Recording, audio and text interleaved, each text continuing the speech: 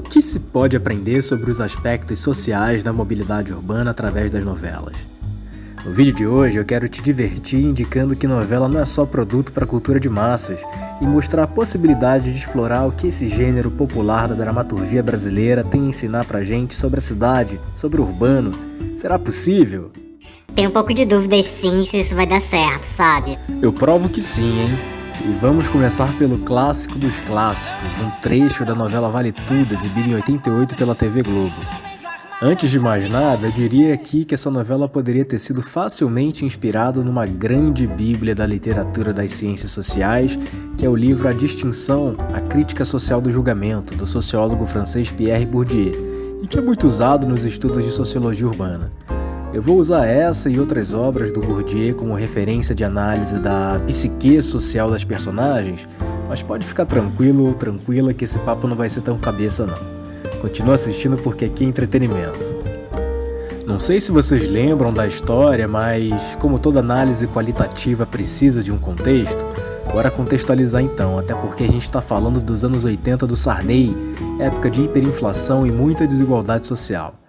Com paridade inicial de um cruzado por 1000 cruzeiros. O embate principal da novela era entre a mãe honesta e trabalhadora, vivida pela Regina Duarte, a Raquel, e a filha, que era alpinista social, frívola e ambiciosa, vivida pela Glória Pires, a tal da Maria de Fátima, que odiava ter de assinar cheque com esse nome de pobre, segundo ela. Já me basta a vergonha de estar assinando esse nome de pobre em talão de cheque.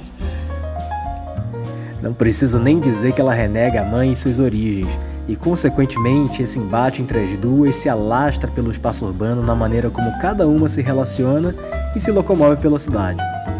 A cidade aqui é o Rio de Janeiro, mas poderia ser possivelmente qualquer outra, porque fala mais de um contexto social do que territorial. Vamos às lições? Nada, você não sabe de nada. Se você soubesse de alguma coisa, você não tinha chegado à tua idade só com a rua pra andar. Ter a rua para andar significa ser pedestre. Em 88, ser pedestre aparentemente era motivo de fracasso social. A influência do transporte motorizado parecia ser condição sine qua non para você se deslocar pela cidade, mesmo que você pegasse o carro para ir da sua casa à padaria numa distância de menos de 1 quilômetro em um bairro caminhável, ou mesmo para ser aceito e visto como alguém distinto, caso você não dirigisse um Fusca como a Brasília, hein?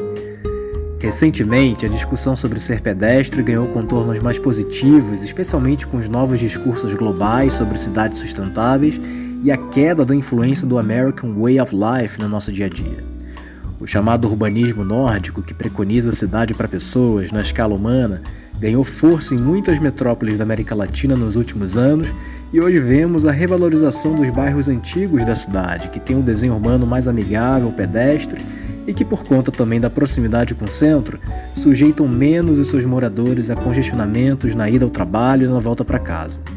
Situação bem diferente dos bairros novos e distantes do centro, repletos de condomínios fechados e vias expressas. Pra que táxi, Maria de Fátima? Tem ponto de ônibus pro Leblon direto ali na esquina. Desse jeito, em 3 tempos, você vai acabar com o dinheiro que teu avô juntou durante toda uma vida, minha filha. É isso que você nunca vai entender na sua vida. Andar de ônibus sai muito mais caro. Pegar ônibus sai muito mais caro parece um paradoxo, mas vendo pelo lado da reprodução social, pega esse conceito aí, hein? A vilazinha até que tem razão. O negócio aqui é o seguinte, ela até pode economizar pegando ônibus para voltar para casa, mas meu amigo, minha amiga, se alguém da outra roda souber que ela tá andando de circular, adeus concessão da joia para entrar no clube dos endinheirados e poderosos.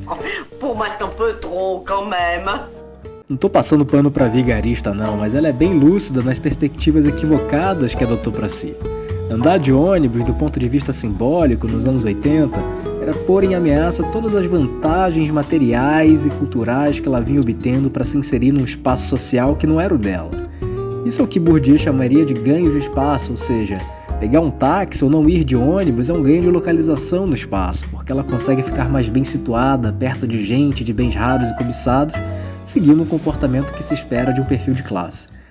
Em breve eu vou voltar pra te ajudar. E não vai ser de táxi, não. Vai ser de garçom chofer.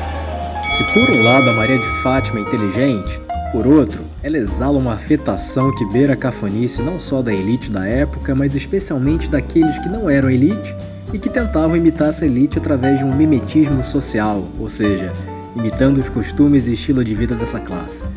Alguém consegue conceber carro com chofé como algo elegante nesse ano de 2021?